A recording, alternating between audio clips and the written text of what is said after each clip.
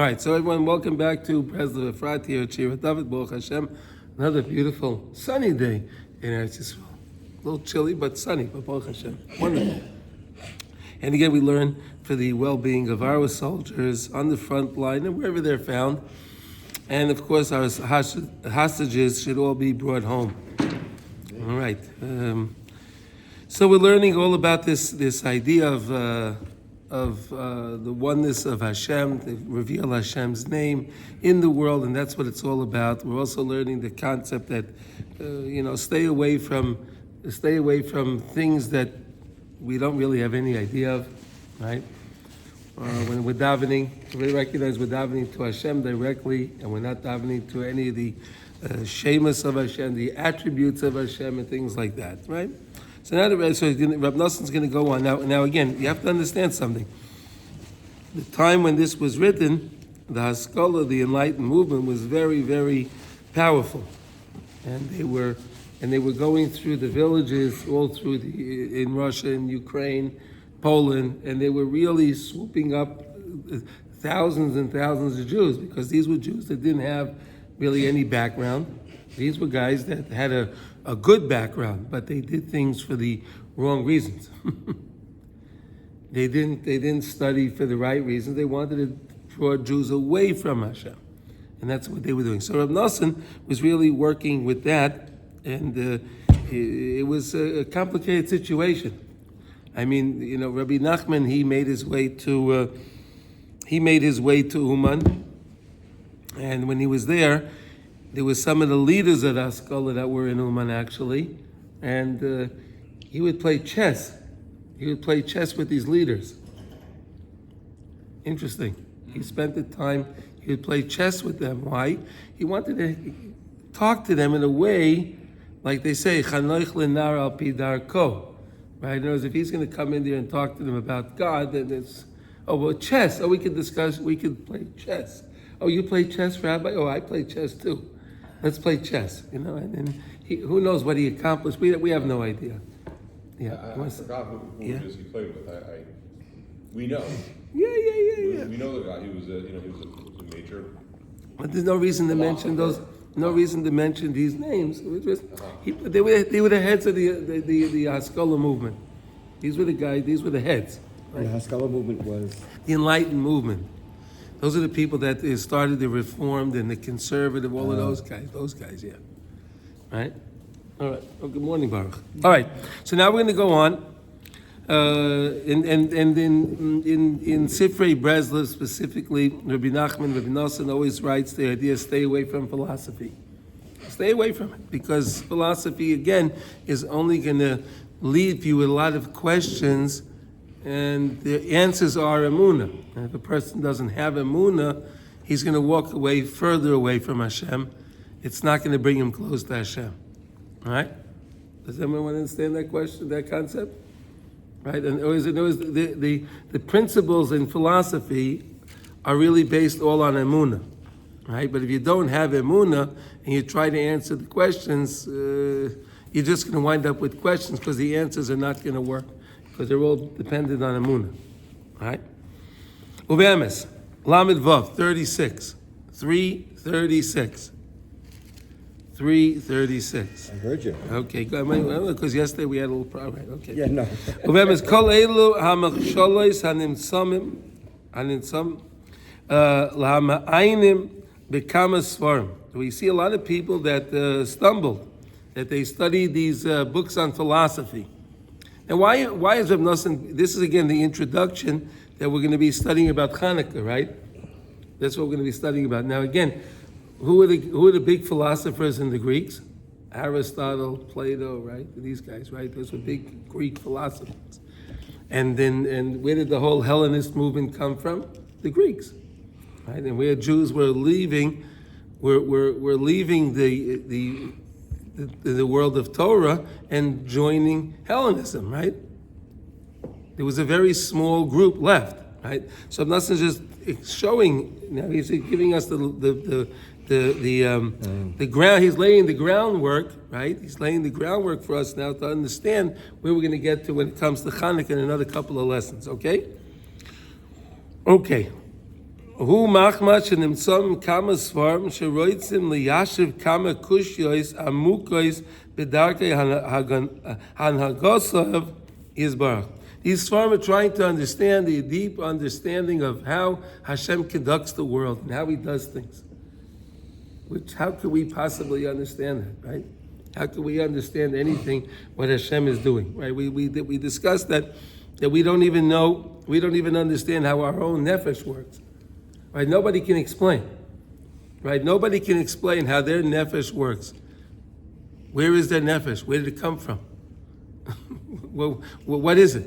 No one even understands it. So how can anyone try to understand Hashem, which the nefesh is only a little part of Hashem, right?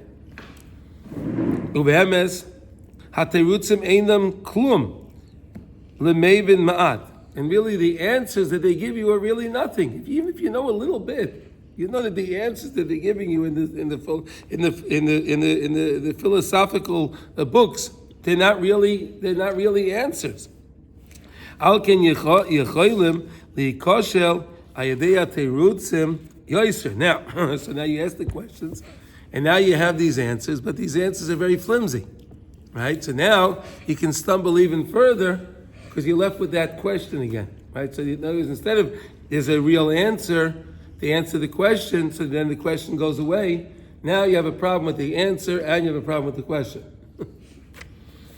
Aval be'emes. Al kol hakushiyas keilu b'darkei hanagosa yizbarach ein shum teretz b'zeh ha'olam. There is no answer in this world.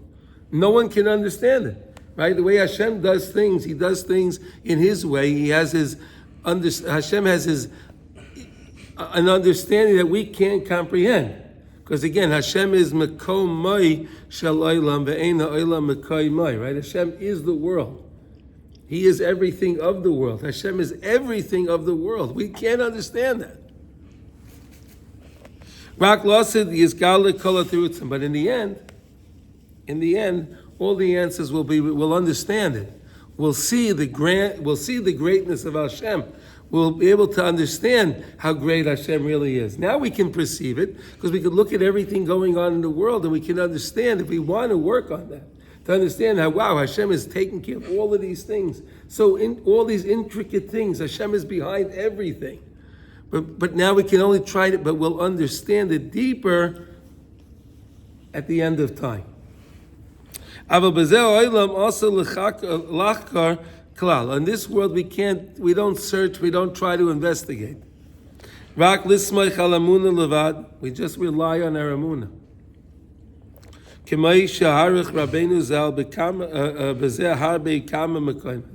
Rabbi Nachman spoke about many times, right? So basically, we have to rely on our Emunah. That's really where it's at. Rely on our Emunah.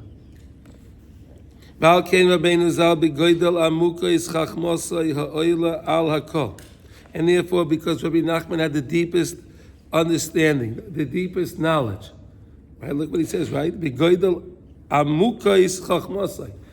Very deep thoughts. Ha'oila ala kol, that really transcend all thinkers. Einei miyashiv shum kushya. He doesn't try to answer any questions. What does he do? Rak begoidel chachmosai gila lanu toiras niflois amukais v'rechavais. Rather, Rabbi Nachman gives us wondrous Torahs that are very deep and very expansive, right? Like the stories we have, right? Right? We learned about the Cheder HaTamurais, right? We have that place, the exchange. So Rabbi Nachman gave us a story to help us understand that story, not try to answer it, just to understand how that works. Why is it there? That we can't understand that. Why did Hashem make that Cheder HaTamur, that chamber of exchange? How can we ever understand that? No, we can't understand that. But He can help us see how it manifested. Oh, there was a king. He was exchanged with the servant. We could see how things, and He explained this, and that's really the whole system, the whole situation of the world, right? The world believes they are the prince, and we are the servant. But really, we're the prince, they're the servant. Right? Gila lanu bahem v'hizbir lanu al yodam shekushis keilu ef sheliyashe b'shum haifen. And he explained that these kind of questions that they try to understand, why did Hashem do this? Why did Hashem do that? It's impossible to understand. Why even ask the questions? Why? Well, because Oh, okay. Go ahead. You could figure out God. You could figure out the creation. You could be like God, and now I can challenge him and do my own. Meaning, I could see now a little bit what's happening in the historical context, because like Rav Nachman is watching the Haskalah movement, which is a big deal, because for all these centuries we're living in the Dark Ages. And we don't have any sort of fiducium really, and we don't have anything in medicine or technology, and it's horse and buggy, and it's just a miserable world for 1,000 years. All of a sudden comes like some really nice kind of inventions, a couple of conveniences, some nice talk also. Trains. We're not just talking about we're trains, but like there's also real deep ideas. My mind's working, and it's like, this is something that's really. Turns out I thought I was asleep. I'm really the king. Right. And all those guys like you. But that's also the that's also from the Chamber of Exchange. Yeah, right. It's all the same thing. Story, right. Because at that time is when all of a sudden the slaves from the Dark Ages became kings, and guys like Rav Nachman are like, no, I'm still going to keep learning Torah and so to speak, stay in the Dark Ages. It's not like that. I'm just going to stay in this. I don't know who Jordan Peterson is, and I'm going to stay in my own little bubble. And then, you're the slave. You're the slave. Okay. But it turns out, and he's looking at this and he's saying, okay, I can see how this is really attractive. How all of a sudden these people just think they became kings now with a little bit of this new light that's in the world. Okay. That's not Torah. And the guys that are learning Torah, which is really the king, they're going to be not. But can I ask you a question? When were the Greeks? When was Aristotle and Plato? Way before Rabbi Nachman. Yeah. How many years before? Yeah. 2,000 years before? Yeah, that's similar. Right? So wasn't that also a new enlightened way of thinking? Yeah, that's right. Also, that's the idea. Right? But look where it led us. Look where it led Klal Yisrael. With the Greeks, right? The Greeks. So what they did was they were very different than what do you call it? The Romans, right? Yeah. Right. Even different than the Gullahs of Paras and Madai, right? Yeah. Right, because the Gullahs of Paras and Madai, they wanted to kill us. Right. The Greeks said, no, live, just be like us. Yeah. Just come be like us and you're fine. They didn't want to kill us. You realize that? Yeah. But David Rich, I feel like you would just be able to answer this. Because you brought up the Enlightenment. They did have a nice idea in terms of trying to respect human dignity and freedom and life. Right. And they did that is a nice Torah Dika Fiddish that they're trying to bring to the world. This idea that it wasn't there before. Just, hey, I kill you. Who's the most powerful? Yeah. Turns out you have a shtickle dignity. Turns out you can make some free choices. Right. So the Germans, they were the most advanced people. They were the most educated people in the world. And look what they did. They were the most educated people in the world, right? The greatest engineers, right? They were the greatest engineers, right? They led the world in everything, right? In technology and engineering and everything, right? But look where it led them. Because it was all them. It's all them. It's all what I did. The kayach of oitzim yadi, right? That same concept. Yeah. Okay. Yossi, look, we could just look at the outcome of things now. We could be the Monday morning quarterback, right? We could look back and see how things worked out. And this wasn't a good system. This didn't work out too well. Right? Where are those Greeks? Right, where are they, right? Gone. Yeah, but there's... the Enlightenment's still very much alive. Sure. Oh, yeah. But that culture is gone. It's alive, but it's dying. Because there's not many people joining them anymore. Right? In New York, I know there were a lot of conservative reform things. They put signs outside here. Come join, free membership, free seating, free this, free that. They can't get people to come in. They're not interested. They don't have chillin'. I don't know what they have. I don't know what they have. I don't go there. I don't have any idea what they have, but I can only tell you what you see. You can see the signage, and you see that this obviously they're not doing too well in business. It's not working well for them right now. Their market is going. Their market Could be. is They don't care. Their market is the goy that married the Jew, and that's who's becoming. Well, that's a great market because you have. They're everything. Well, you have from every 7 out of 10 marriages in America right now are into marriages. So they should be doing good, but they're still not doing any good. The Jew by choice. Yeah. Okay. Can I say one thing about getting to the, like we can't know God is infinite and all that, and we can't really know everything that He does. I think on a personal level, I can now look back and see how God guided me in my life. Well, that's what we can do, of course. Yeah, That's wonderful. Yeah, and what that does, it increases my Emunah because I can see it and I can remind myself of it. So I just want to be careful that the personal aspect, because it's me. No. Right, okay, so as far as that goes, so I told you I had a Rebbe when I was in 6th grade, and he said, we love baseball. As kids we love baseball, right? And we had baseball cards, even though in our school that was contraband, and if we caught with baseball, they took them away. Our principal had more baseball cards in his office. He had stacks and stacks of baseballs. Unbelievable. We tried to figure out how to break into his office, take his cards. That were our cards. If that schools around and still have those cards, they could probably build a new school. Yeah. No. So we had a Rebbe that told us like this. He said like this. He said, in life, and again, we were in 6th grade, so, what was I, 11 years old, 12 years old, right? He says in life, you always have to look at, he says in baseball, you see the card. So he explained to us like this. You have a batter, and the batter is batting 400. And we go, wow, he's a great batter. This guy's great, right? But what does it mean, actually? Out of 1,000 times he bats, he gets 400. He's got, right?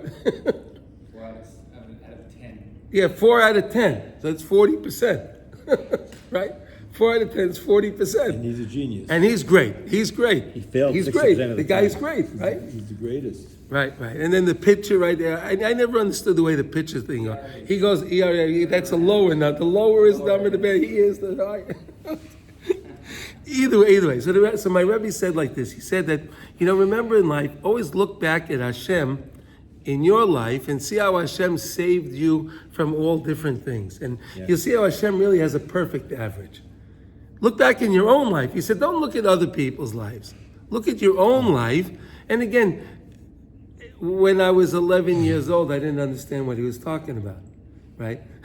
Yeah. Yeah, because when I look at it, What's going to look no, but I paid attention to it. I thought about it, and I keep thinking about it. It makes a lot of sense.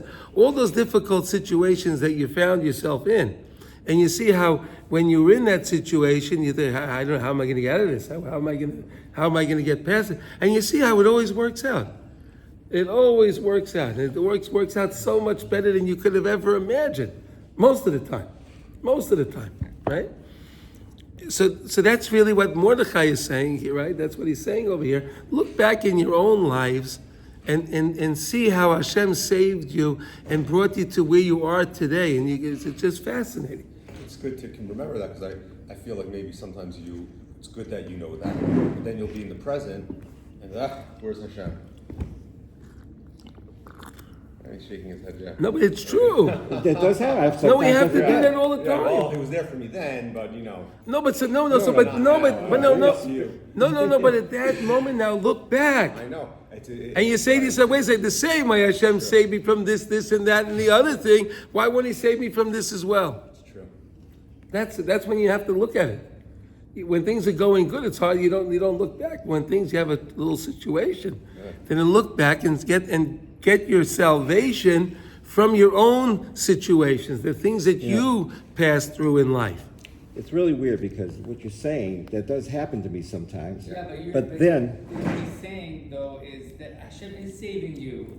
Even when Just like He saved you back then. I don't see it. He is saving you. Yes. You just don't see it. I know. So what happened? Like today, when I wake up and I talk to Hashem, then it flips because I'm talking to him, and then it flips, and I realize, oh, Yeah, Reb still Chaim, here. I heard him many It's okay. times. Reb Chaim, I heard him many times to say, Hashem, where are you? Hashem, reveal yourself to me. Right? He says that. Right? Hashem, where are you? I know you're here, so reveal yourself to me. Right? I know you're here. Right? Yeah. Rak litzmoich al emunah v'hichnis banu das lohavin she'iev sh'liyashev elu akushos. It's impossible to don't get involved in all of this stuff. Try to stay away from it. Who needs it? Because it's only going to lead you down the path of doom. Who needs it? You want to be successful, just rely on Hashem. Have Emunah in Hashem, watch, you'll be successful. It's been tried and proven, right? Trust in Hashem and you'll be successful. Because Rabbi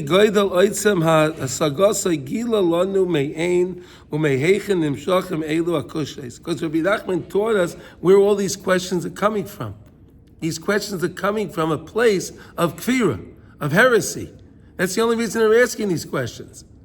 We understand that Hashem, Hashem made the world the way He made the world. He created everything. And why do I have to try to figure out? I have to try to figure out why Hashem did this and that and the other thing. It's impossible. We don't understand all that. We can't understand the parameters. We don't even understand the parameters in our own lives. How are we going to try to understand the way Hashem does things in the world? In this world, while we are physical people, while we are people in this guf, you can't understand these things. In the next world, after Mashiach comes, then we'll start to understand things. We'll see things. We'll be able to see how things worked out. And we'll see how, wow, we'll say, Hashem, I thought this was terrible, and really, wow, it was amazing. Right? The Gemara has all stories like that, right? Right? The Gemara is all through stories like these things that I thought was nice, and I get a preview of it, and I say, oh, really, I didn't realize, Hashem, this is really what was going on. Right? All right. Kamei B'Teiris, Al Pirka Riva, the Sifra, the Tzenusa, right? That's in Likutey Moran, it's lesson 21, right? Al Mamar Rabbi Seinu Zal Osid Lovei Tzadikim Yoishvin, V'Tereseyem B'Rasheyem. In the end of time, the Gemara brings us down, right? In the Gemara and Brachos, right? At the end of time, the tzaddikim will be sitting, and they'll have their crowns on their heads, right? That's what it means, right? Shegilo beya lanu sham derech nifla v'hizbil lanu sham shekushis keilu shenivoichin bahem nimshochin mechsholim hamakifim. These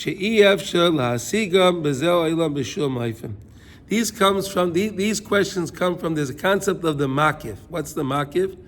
The makif is something that we have knowledge in our minds, and there's always something a little above what we know that we have like a grasp of, but we don't really understand it. Right? You understand? There's something that you know, but there's something else that I think I know something about it, but I don't really got it. That's the makif. Things I don't really understand. These questions come from that makif. These kind of questions. Things I don't know. So work with what you do know. Work with what you do know. You don't have to tap into this makif. Things, if you want to tap into the makif, like we said, we learned about it, right? We have the koyach hamedama, right? The imagination. So train the imagination for good things. Right, our imagination. Imagine Hashem is all around me. No, we said when we have re'iyas pnei sadik, right, causes something it's noitzutz in the mayach, causes the mind to have a spark, and you can then start to imagine, wow, I can also strive to be a tzaddik. I start to think of things like this. Rather than if I meet other people that are very successful, very wealthy, very powerful people, I imagine I want to be like them. Yeah.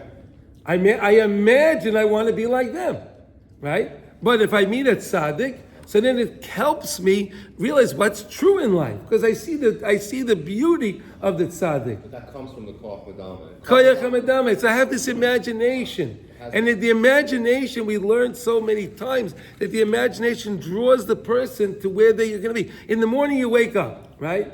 And you have an imagination. How's my day going to be today? And then either the person imagines it's going to be gloom and doom, and he doesn't want to get out of his bed.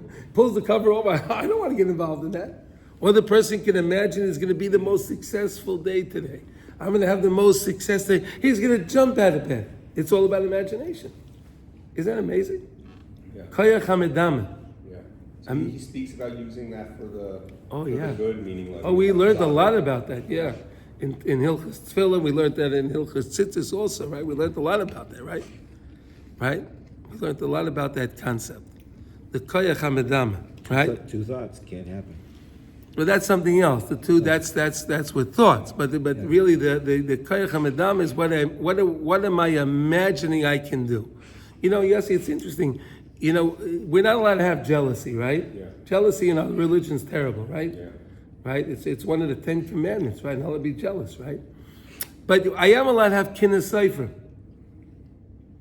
So the person is jealous, right? The Torah always gives you an out. He always gives you, if I have this midah in me of jealousy, so the Torah says, okay, good, so have kinnis sefer. What's kinnis sefer? Be jealous of my friend that's doing so well in his learning. Be jealous of my friend that's doing so well in davening. I want to daven like that.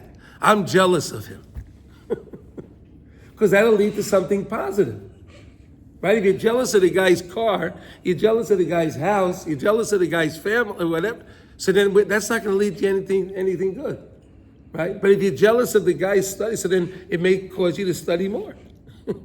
It'll help you. You understand? Does that make sense? Maybe Yes? the only other thing you could be jealous of is the guy's like fitness. Like the guy's fit. Why should be? Healthy. Okay. You could be like, I want to be healthy like this guy. This guy's, running 2 hours a day. He's healthy, but do we really know how healthy he is? Not mentally, but physically. No. But no. So those guys, a lot of those guys are doing that because if they're not doing that, they'll be dead. Right? Right? A lot of those guys. We don't know. We have no idea. You know the condition of this. The only thing, kinnis seifrim, that's what Chazal teach us. Chazal teach us. Go like that. No, Yaniv. Yaniv. That's something again of physicality. In other words, when you kinnis seifrim, I'm jealous of something spiritual. Well, I guess I think what he's saying there is that, wow, this guy obviously is so disciplined and has a good handle between his guf and neshama. Yeah. How he, That's it's what obvious. he's saying. It's obvious. I don't know. Is that really true? Most of these bodybuilders, do they have a good relationship with their neshama? I'd say bodybuilders. Someone who's trim. It's even someone in our world, but there's someone that's trim and fit, and you can see it in their face, and the pun and the glow, and the shtickle chisel. Like there's the no, it's not. I'm not. It's like the Greek. No, it doesn't mean. Wow. Okay, fine, Now,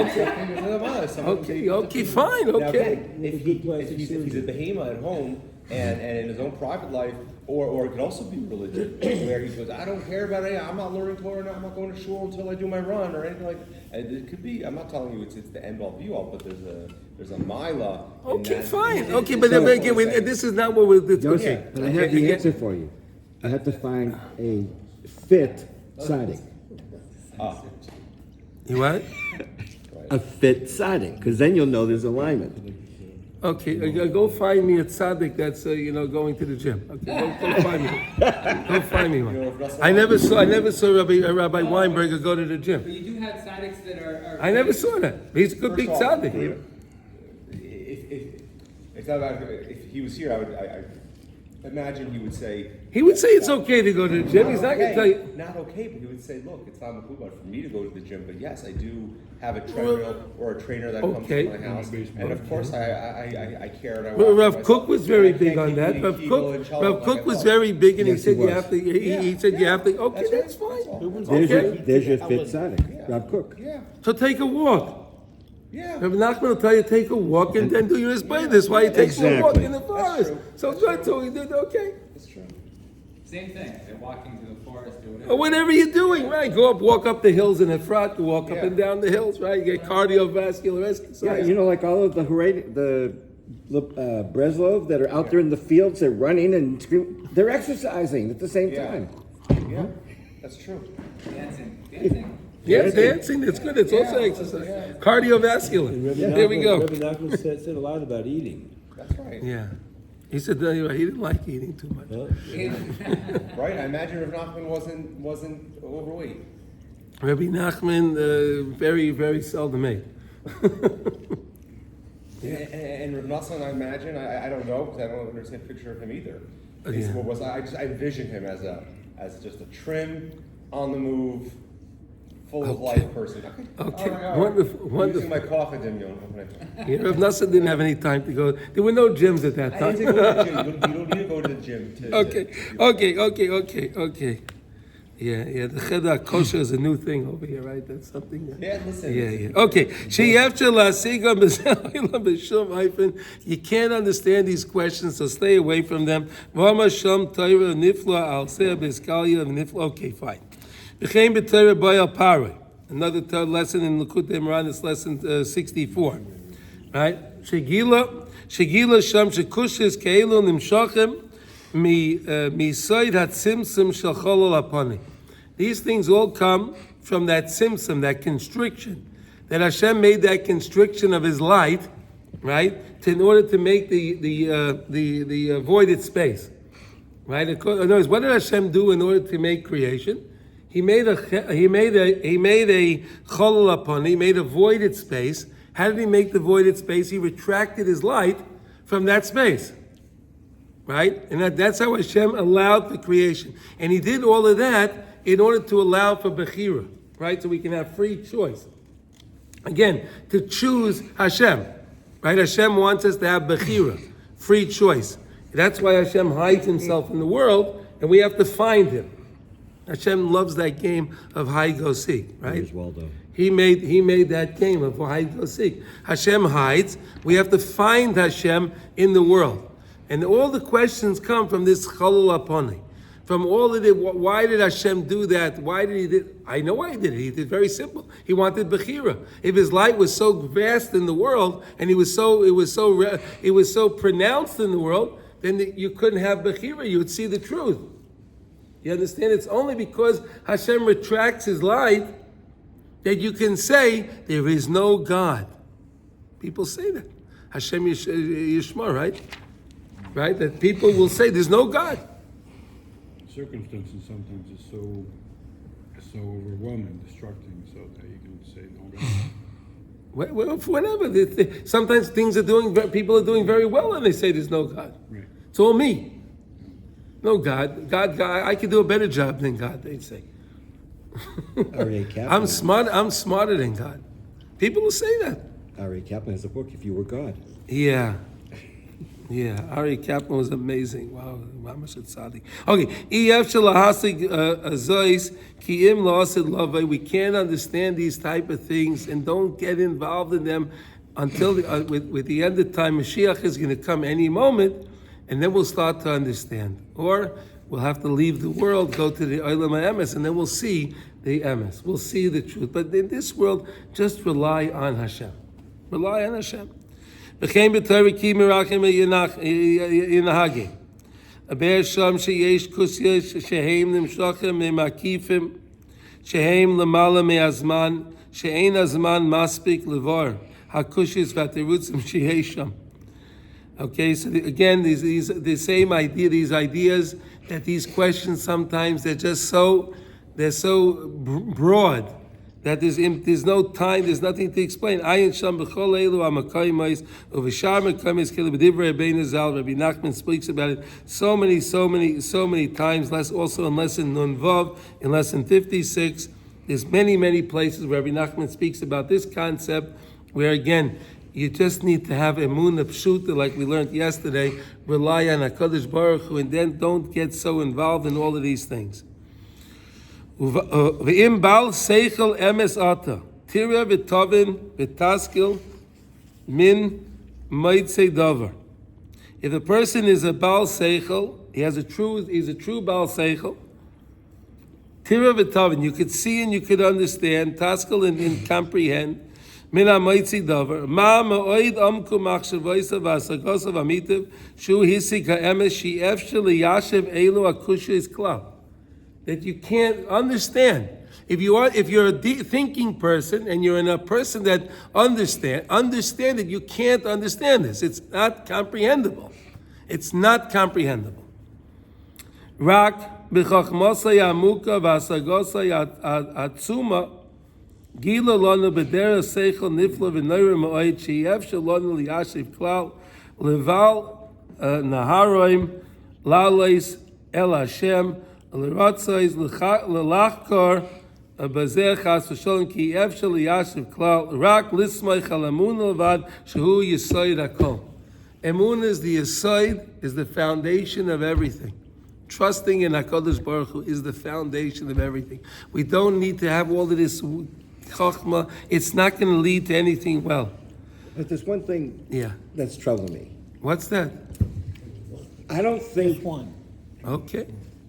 today, I don't think that we can really get this without Hitbodidut.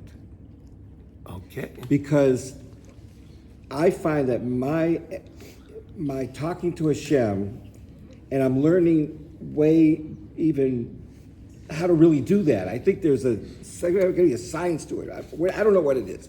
But I find when I talk to Hashem, and because otherwise all that dark stuff from our past gets in the way of us even getting close to understanding what this is saying. Yeah. Well, what this is saying here, it's not complicated. It stays simple.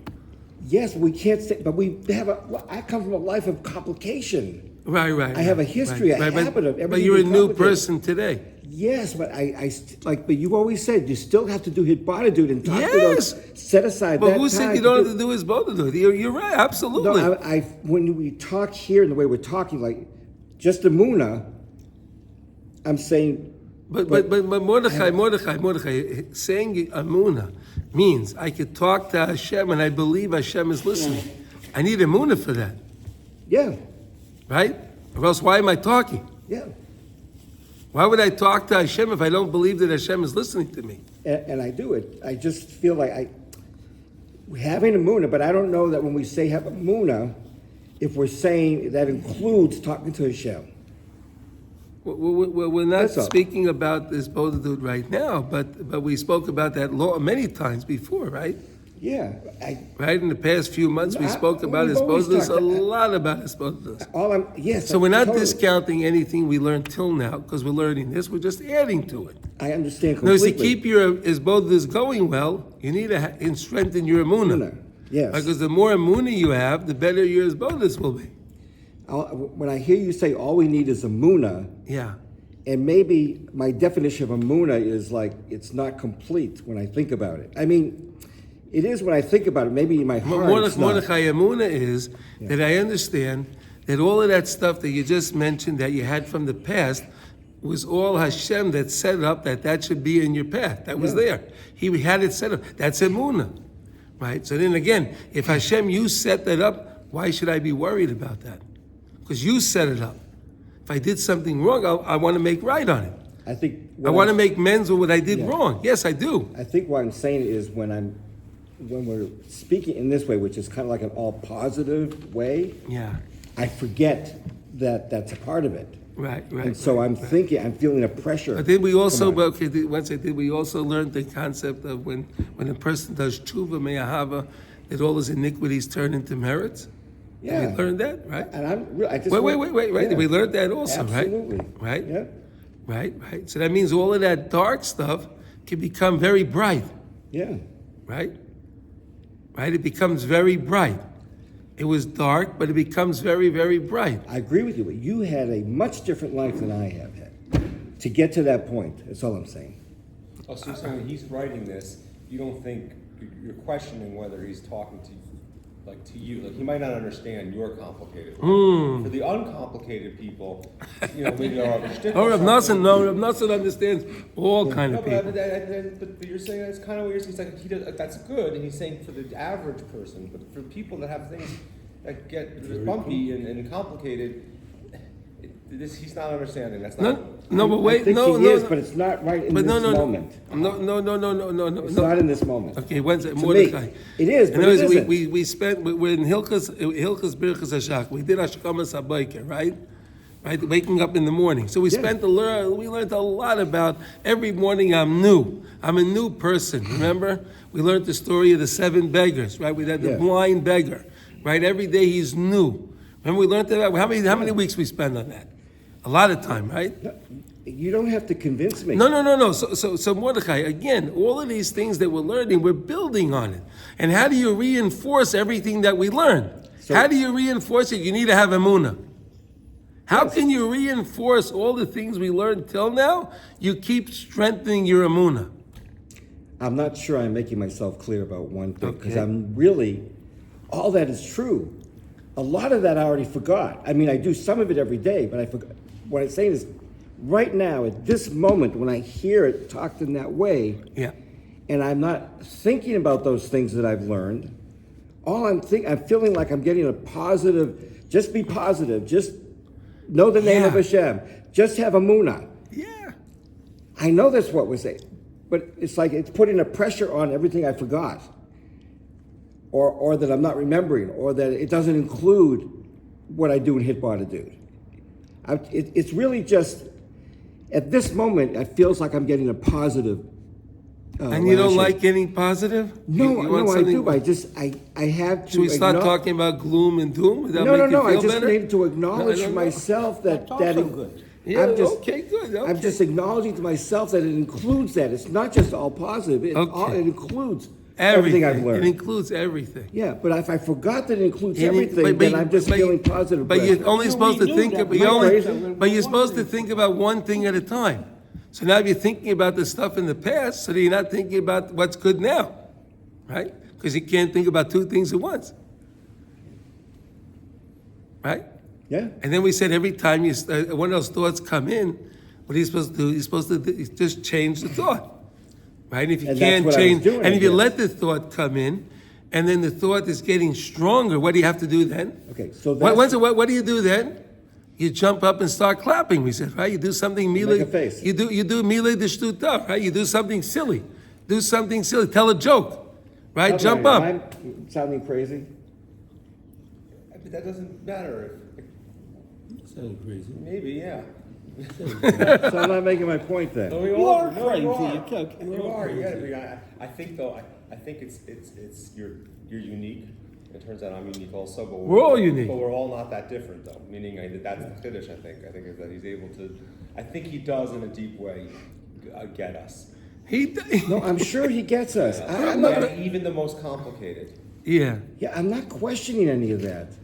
I'm not. You should. All I'm saying is, just be positive, Mordecai. And when someone says that to me, it's like it pushes a button.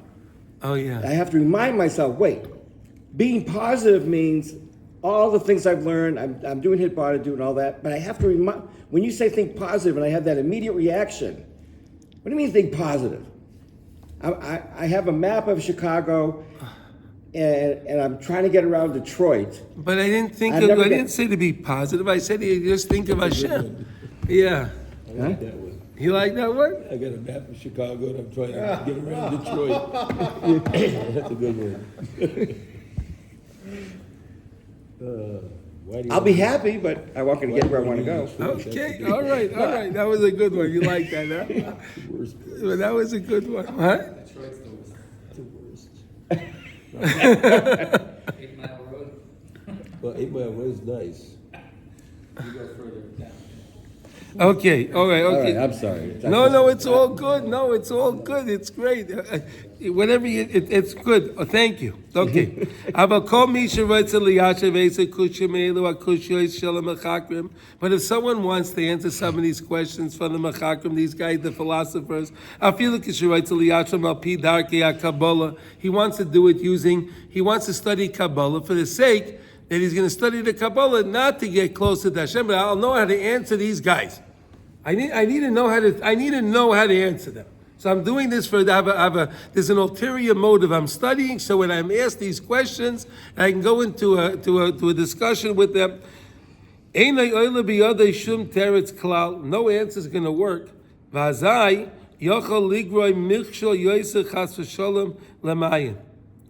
Someone that delves into these things, it can just lead them down to the path of doom.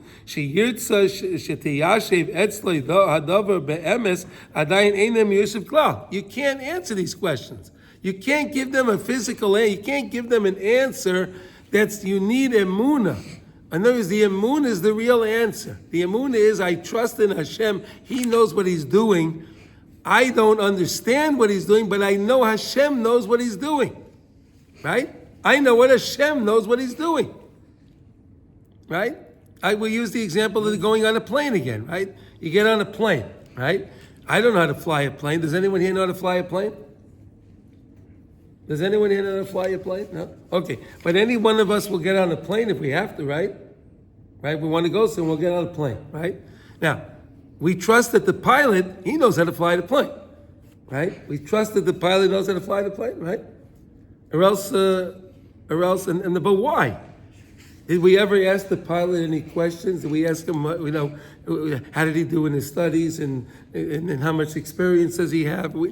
Nothing. What are we thinking? We think, well, let's see, this plane must be a very expensive machine, and the airline trusts this guy to fly their plane. So, he must be okay, right?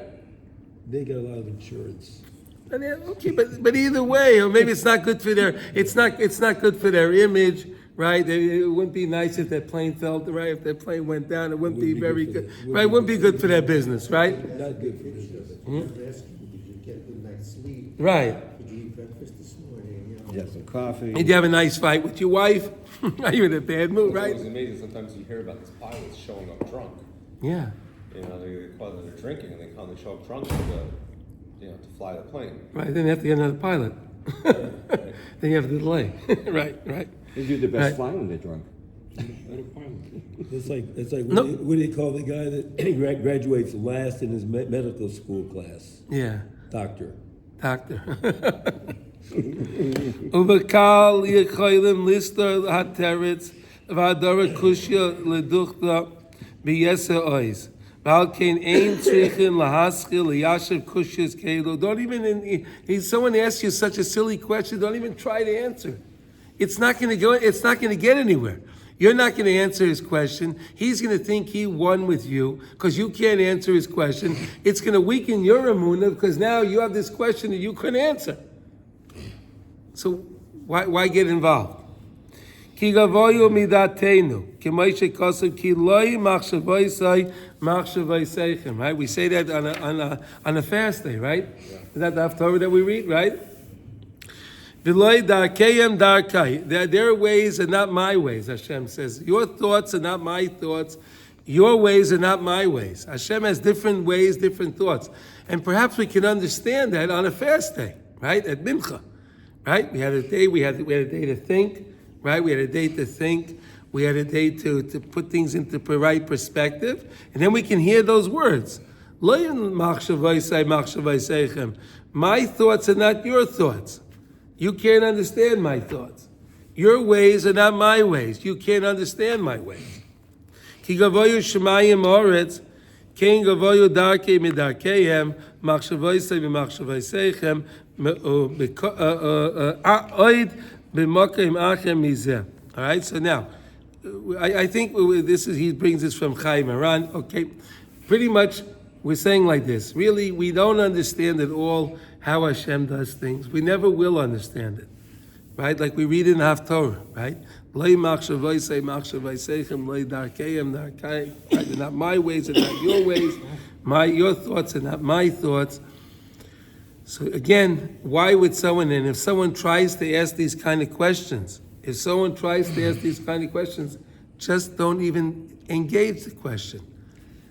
You just don't even try to answer because you can't answer the questions.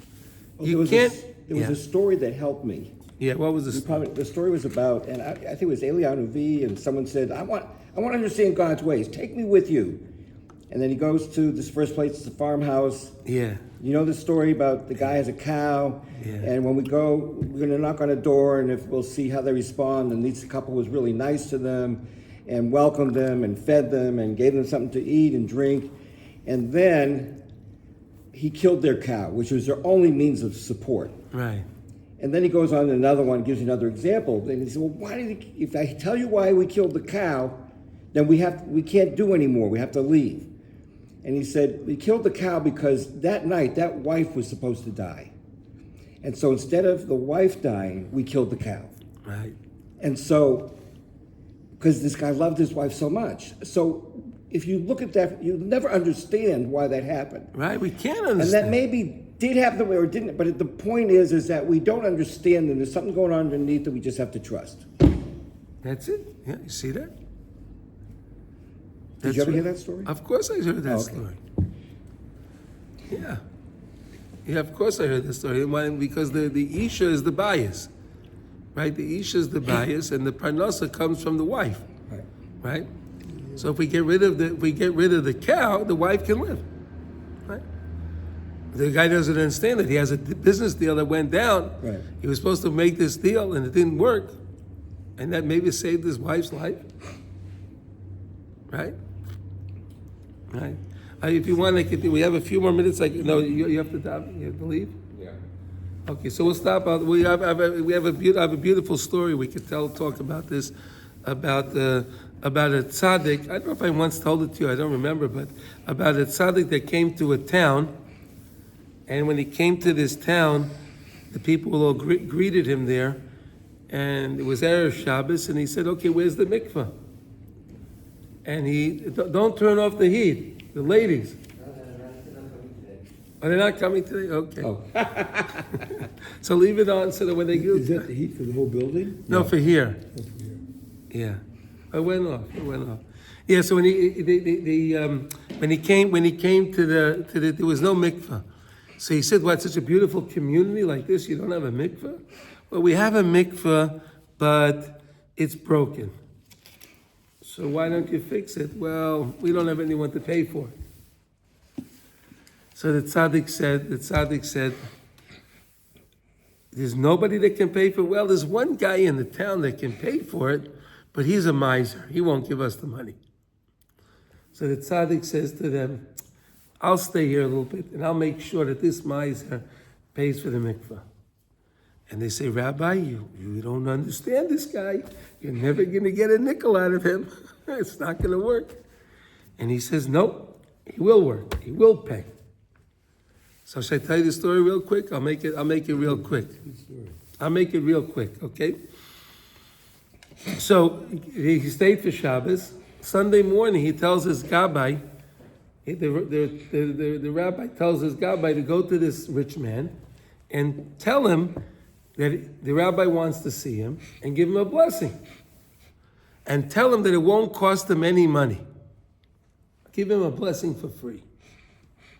So the shamus knocks on the door of the rabbi, and the rabbi of this rich man, and the rich man opens the door and he says, "I'm here. The rabbi's in town, and he wants to give you a blessing." A blessing? No. I'm not giving him any money. No, it's for free. Free? All right, let's go. I'll get a blessing. So he comes to the town. He comes to the rabbi, and he's in the room with the rabbi. And the rabbi says to him, "Okay, what would you like a blessing for?" He says, "Well, I have everything. I have everything." So the rabbi says, "But everyone needs something. You need something." He says, "Okay, I do need something. Close the shades. I'll tell you quietly what I need. I want you to give me a blessing that my wife should die. She's terrible. She's a real witch." So the rabbi says to him, "Really? So why don't you just divorce her? Divorce her, it'll cost me a lot of money to divorce her. If she dies, I don't have to spend any money." So the rabbi says, "Okay, I have an advice for you. Go to the shul today. The rabbis teach that if you make a promise, if you make a vow, and you don't keep the vow, your family members will die." "Oh, okay. So what should I make a vow for?" "Go to the shul at mincha time, bang on the beam, and say, 'I will pay to rebuild the mikveh.' And then don't do it. Don't give them the money." "Okay, fine." So he goes to shul. He goes to shul at mincha time, bangs on the bima. I'm pledging to give the money to rebuild the mikveh. Wow, everyone said, wow. And then the gabbai goes over to him, okay, can I have the check? No, I'm not doing it. All right. So the rabbi is in this for the long haul. He stays there. So a week later, the rich man comes to the rabbi, and he's really upset. He says, I don't know, Rabbi, I did what you told me. I went to the shul and I banged on the bima, and I said I'm going to pledge the money, and I didn't give the money, and now my wife is getting stronger. She's much healthier now. She's much stronger now. I don't know what's going on. He says, well, are you nice to your wife? Nice to my wife? That which? You want me to be nice to her? He says, well, yeah, you have to be. Well, what do you mean? What do you do? Well, when I come home, I tell her how terrible she is because she burnt my breakfast. And then at nighttime, my dinner's never ready on time. And I'm always constantly telling her that, So the rabbi says, no, if you want her to die, you have to be very nice to her. But I can't be nice. You want her to die? You have to be nice to her. Why? Because every time you're mean to her, you're saving her life. Because you're being mean to her. She's supposed to die, but you're being mean to her, you're causing her pain, and that pain is in lieu of her dying. Oh, he says, this is terrible. What am I going to do? So he says, you have to be nice to your wife. What does that mean? Give her as much money as she wants. Let her do what she wants. And always be nice to her. Tell her only nice things. So the man, he says, you want her to die? This is what you have to do. So he says, okay, fine. So he goes home and he's nice to his wife and he tells her good morning. Oh, my breakfast was delicious. Everything was nice. And he's being nice to her. And, days are going on, and he sees that she gets a cold. She got a cold. She wasn't feeling so well. So he runs back to the rabbi, and he says, Rabbi, listen, I realize, my wife's really a nice lady. I didn't know that. I didn't know she's a nice lady, because I was always yelling at her. But she's really a nice lady, and now I see that she may die, and I don't really want her to die. So what should I do? Well, he says, you made a promise that you were going to fix the mikveh, right? You made that and because you were mean to her each time, you saved her life, but now that you're nice to her, now that the fact that you made that vow to fix the mikveh, and you didn't do it, it's kicking in. So what do I have to do? Pay for the mikveh. Then you'll save your wife's life.